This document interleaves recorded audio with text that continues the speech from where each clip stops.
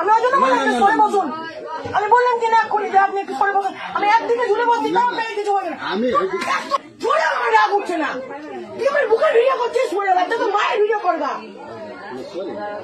আমাকে বুক খারাপ করেছিস।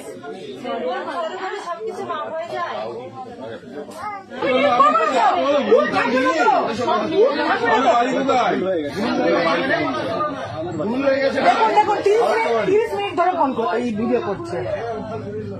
আমি এই জন্য আমি ভিতরে বলতে চাই না, আমি সবসময় বাইরে বসি যে খোঁচা মারা এরকম করে পাচার চিঠি কাটা।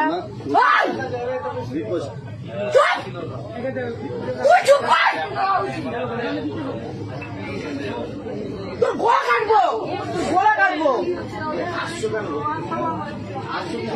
ওকে শুধু আমি মারবো, কেউ মারবে না ওকে।